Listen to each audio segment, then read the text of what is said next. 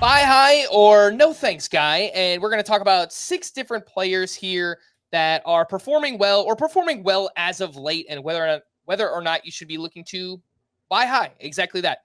Riley Green, Chris, your guy, 1 for 5 with his 9th home run. He had 4 hard hits in this game, 3 over 106 miles per hour. He has 4 home runs in his past 7 games, is batting 266 overall with a 391 on base percentage, 9 home runs, 27 runs, 939 OPS. He entered Monday's action as the 10th best outfielder in head-to-head points leagues.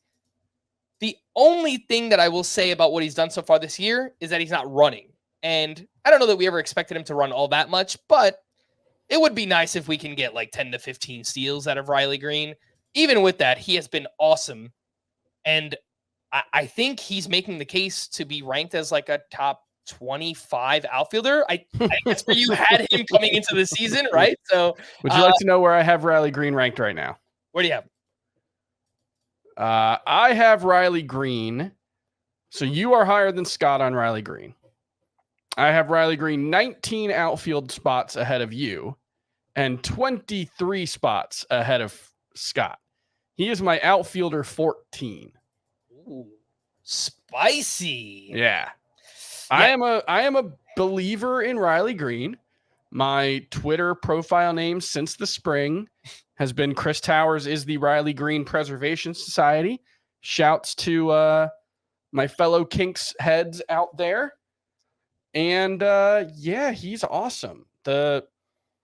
He's one of those guys where you look at the strikeout rate and you think he probably can't hit for batting average, but the quality of contact is so consistently awesome for Riley Green that I think he probably can keep hitting like 270.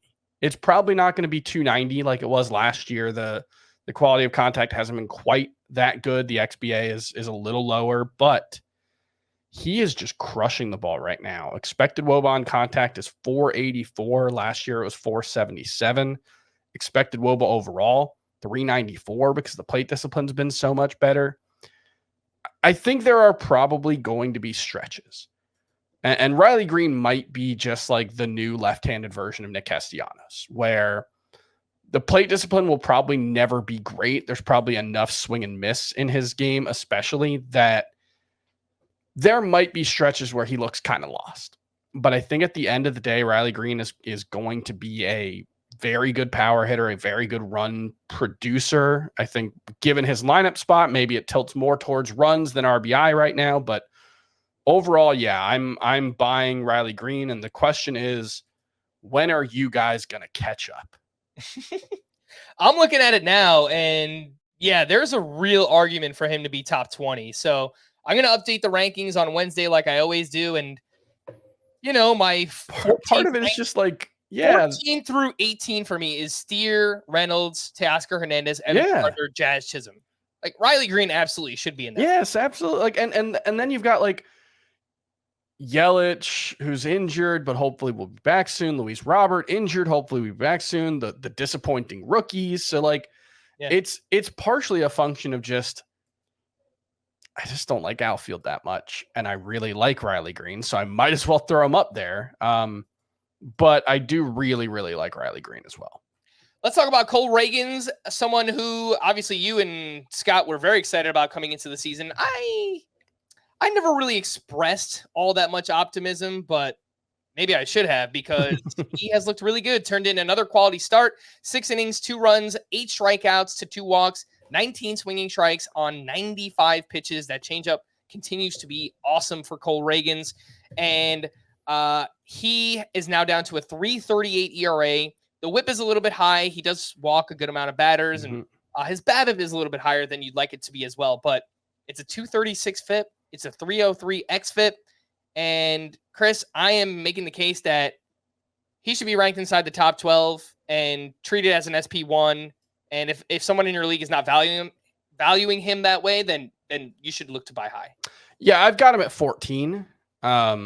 So the guys who are right ahead of him are Logan Gilbert and Aaron Nola, who have been, Gilbert's been one of the best pitchers in baseball, and Nola has had the bounce back season we were hoping for the most part. So I don't know how inclined I am to move him ahead of those guys, but that's mostly just because of lingering questions about whether he can hold up as a full-time starter for a full season, something he has never really done. In terms of production, I think Cole Ragans is an ace. Yeah. I don't really have much skepticism. It's one bad start this season. He had that one start where he gave up 7 earned runs in 1 2/3 innings. He hasn't given up more than 3 earned runs in any of his other starts. The one that I'm going to wrestle with this week is Gausman. Do I move him ahead of Gausman? Because, Gausman, he's been all right, but there are questions, like the velocity hasn't been there for him, and obviously he had the shoulder coming into the season. So I think there are injury concerns with both of those guys, and right now I like what I'm seeing from Cole Ragans more than what I've seen from Kevin Gausman. So I think I will make that swap. I think I will move Ragans ahead of Gausman later this week. Pew pew. And let's move on to Brandon Nimmo, who went 2 for 5 with his 4th home run. He had 3 hard hits in this game, one of which 110.9 exit velocity, the other 111.1. Crushing the ball lately is Brandon Nimmo. His last 11 games, he's batting .317 with 2 home runs, a 91.8 average exit velocity, and the overall numbers are still low enough. A .228 batting average, a .770 OPS, where I think you could take advantage and buy high on Brandon Nimmo. Chris, what do you think about doing that? Yeah, I mean, he's one of those guys who's just kind of consistently gotten better as his career has gone on. Especially when it comes to the quality of contact that he's making. Last season, he had career high hard hit rate, career high expected WOBA on contact, all those things. And he's improved on those so far this season. So on the one hand, I'm inclined to just say he's 31. We don't really need to buy into it. We know who Brandon Nimmo is. On the other hand, it's possible that he's taking another step forward. I think the likelier outcome is just he's had a good month in terms of hitting the ball hard, and he'll probably regress, but he hit the ball really hard last year too. Yeah, no, it was the best quality of contact of his career. So I think you can make the case that like he's outfielder 40 for me in Roto, but I look at it and like him versus Colton Cowser the rest of the season. Okay, Colton Cowser probably has more upside, but he's been pretty bad for a couple of weeks now. Brandon Nimmo versus Anthony Santander. Like Santander is going to hit for better power. He's in that great lineup. So I think that, but like, so maybe I move him up to 32, but then right ahead of that is Cody Bellinger and Nolan Jones on the IL. And I don't know exactly how I feel about those guys. So yeah, I think Nimmo can move up pretty quickly. The overall batting average is .228 for Nimmo. The expected batting average entering Monday was .292. So I think there are some better days coming for Brandon Nimmo. Obviously just had a great game on Monday as well. So if anyone in your league is just not valuing him as like a top 40 or top 36 outfielder, basically a third outfielder, then I would be looking to buy on Brandon Nimmo. Jack Flaherty, another one, turned in another quality start. He was at the Guardians, 6 innings, 2 runs, 6 strikeouts to 1 walk. He had 15 more swinging strikes in this one, and he threw more fastballs and changeups in this start. His fastball velocity was actually up to 94 miles per hour. He hadn't averaged that in a season on his fastball since 2020, which obviously was a shortened season. But he's down to a 3.86 ERA, a 105 WHIP. And the reason I mentioned him here, Chris, is as recently as last week, he was still on waiver wires. I think so many people have been burned by Jack Flaherty in the past that they might not be valuing him the way that they should based on his K to walk ratio and his super high swinging strike rate this year. I think he ranks top 5 in both K minus walk rate and Sierra on the season. So I'm not saying he's going to keep that up, but when it's all said and done, I mean, if he continues to pitch like this, he might be like an SP2 by season's end. So I'm not saying I value him like that, but I think there's still room to buy before he gets to that level. Yeah, he entered today's start number 1 in K minus walk ratio for the season. K minus walk rate. Just ahead of Jared Jones. And I don't know. He was like 1/10 of a percentage point ahead. So it might, I don't know if he quite kept that lead, but number 2 to Jared Jones right now is not a bad place to be. The slider and knuckle curve have been outstanding for Jack Flaherty this season. The whiff rate on the knuckle curve, I believe, coming in was like 50%. Slider was above 40% as well. And all of a sudden, his fastball looks really good. He had 9 swinging strikes with the fastball on 22 swings today. That's going to put the fastball swinging strike rate right around 30%. That's an elite mark for a 4-seam fastball. The velocity, like you mentioned, up to 94.4 miles per hour today. Not quite at the Cardinals revenge game mark that he was at last week, where I think he sat 95, but he hit 97.6. This is a version of Jack Flaherty that we really haven't seen since 2021 at least, and possibly 2019. His velocity's up higher than it's been since 2019. So yeah, I was surprised to look at the rankings just now and see that Scott's actually a little bit lower than you and I on Flaherty, at least in the Roto rankings. He's got him 40. You've got him 34. I've got him 35. I think that's the right range for Flaherty. And it's mostly just, can he keep this fastball velocity up and keep being as effective with that pitch as he has been? If he does, I could see him being a top 24 starting pitcher. Yeah. Yeah.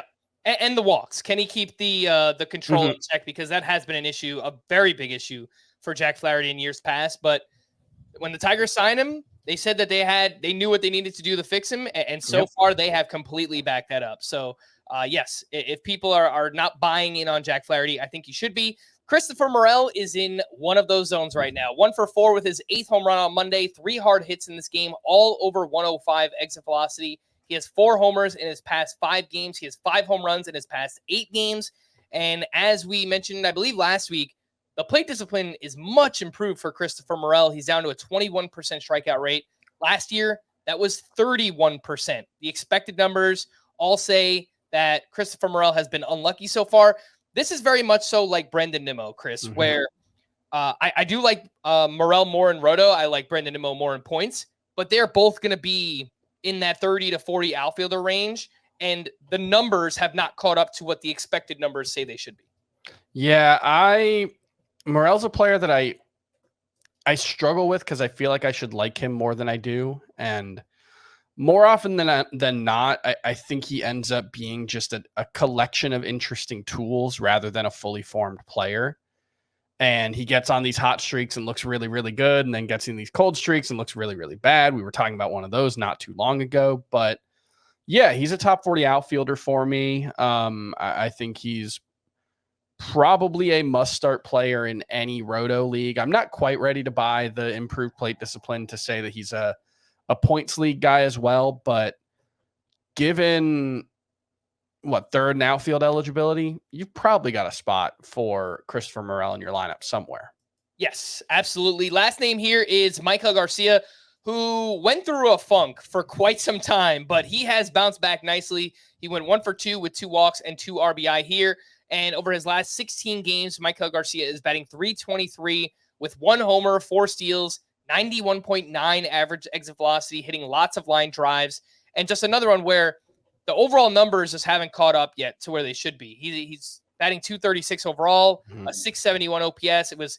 He started red hot, he got ice cold, and now he's picking things back up. But based on how much contact he makes, how hard he hits the ball, the expected batting average is .269 for Maikel Garcia. I don't know that he's going to be a stud or anything, Chris, but if you play in a Roto league where you have a corner infield spot or just deeper lineup spots, I think he is someone that could be a fixture, and people might not value him like that yet.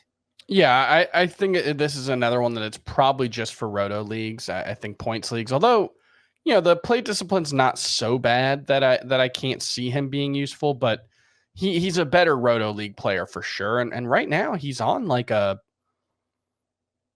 close to 20 homer, 40 steal pace right now. Quality of contact is better than it was last season, even if I don't think it's necessarily suggesting that he's going to be a star. And he did underperform his expected stats last season in a way that, while is not proof that he will continue to do it, it does raise the question of whether that's going to be a problem for him in some way. So, we'll see. But yeah, on the whole, I think you have to be very pleased with what Maikel Garcia has done. And I think the production will be better moving forward than it has been.